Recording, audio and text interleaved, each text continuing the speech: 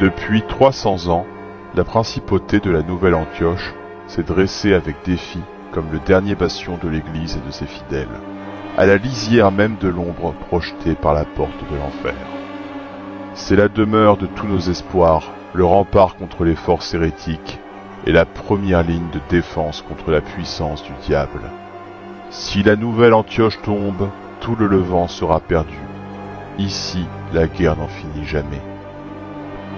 L'ancienne ville d'Antioche a été détruite par une mystérieuse arme démoniaque en l'an 1545. Mais les fidèles n'ont jamais abandonné leur position dans les ruines.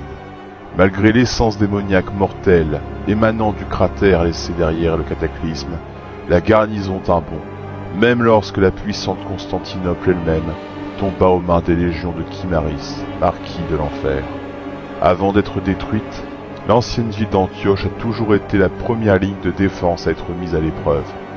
Il n'est donc pas étonnant qu'en l'an 1559, le congrès de l'épée de Vienne ait accepté de reconstruire et de fortifier la ville, et qu'une dîme annuelle lui soit désormais allouée, par toutes les nations fidèles, bien que cette levée soit rarement sous forme de monnaie.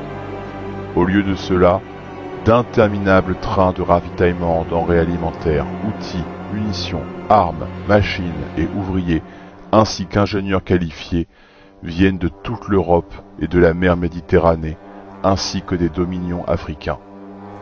Garder les routes d'approvisionnement ouvertes est un jeu constant du chat et de la souris, alors que les espions et les pillards hérétiques harcèlent les caravanes et les navires qui permettent à la principauté d'exister à ce jour. Depuis cette époque, la Nouvelle-Antioche est devenue la ville forteresse la plus importante du monde, l'épée et le bouclier de l'Europe et de l'Afrique. Tous les princes de l'Église et les chefs des différents États et domaines qui s'opposent à l'enfer comprennent qu'il est préférable de mener leur bataille contre les hérétiques loin de leur terre. Jusqu'à ce jour, la Nouvelle-Antioche a résisté à 8 grands sièges grâce à ses célèbres murailles, avec leurs 77 puissantes tours qui n'ont jamais été percées. Cela est dû en partie à des centaines d'anachorètes, des dévots scellés dans des sanctuaires métalliques qui sont encastrés dans les murs, menant une garde vigilante jour et nuit.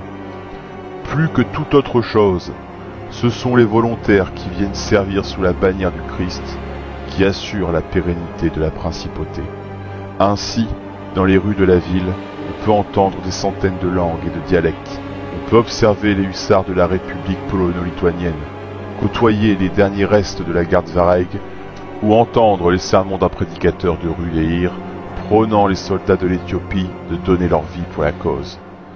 Peut-être même assisterait-il à la procession des ingénieurs de l'Église qui emmènent leur dernière invention pour être testée sur les lignes de front. Tout cela se passe sous l'œil vigilant du bureau de la propagation de la vertu, qui patrouille inlassablement dans les rues. Bien qu'il soit très heureux de fermer les yeux sur les réjouissances des soldats, il persécute férocement la moindre déviation de la doctrine de l'Église. L'exécution des hérétiques est un spectacle hebdomadaire qui attire des foules immenses.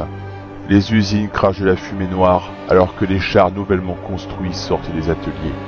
Les fonderies brûlent jour et nuit afin de maintenir les bataillons d'artillerie à pleine puissance. La fierté et la joie de la Nouvelle-Antioche.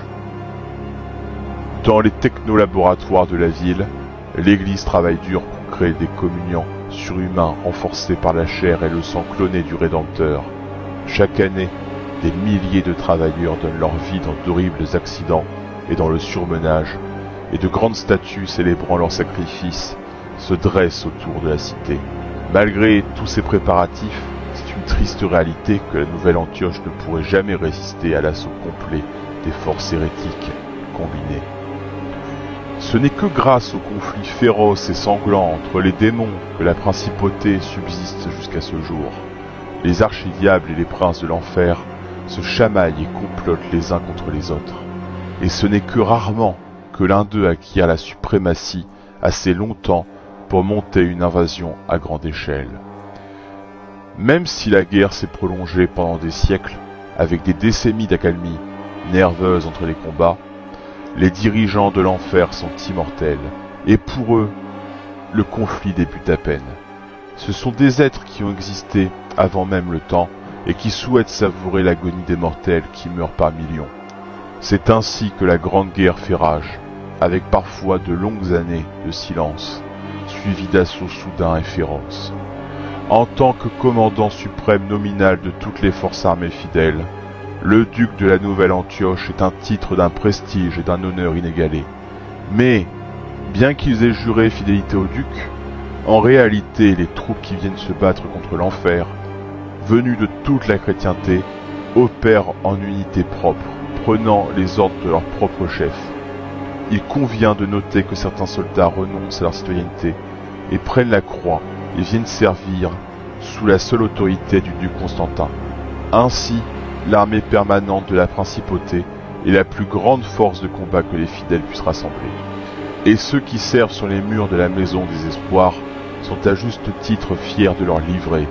Ces dernières années, le duc a envoyé de petites forces dans le No Man's Land pour recueillir des renseignements, rechercher des artefacts de pouvoir, mener des raids et sécuriser des points d'appui stratégiques, ainsi que piller le champ de bataille.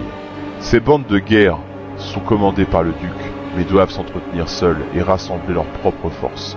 Cependant, les promesses d'une grande richesse et d'une grande renommée assurent un approvisionnement régulier de la part des dirigeants ambitieux, prêts à répondre à l'appel et à tout risquer dans le creuset de la guerre. La concurrence pour le butin, les fournitures, les artefacts et les informations est féroce. Et ces bandes de guerre en viennent souvent en main, non seulement avec les forces hérétiques, mais aussi avec les bandes de guerre rivales, telles que les fanatiques pèlerins des tranchées.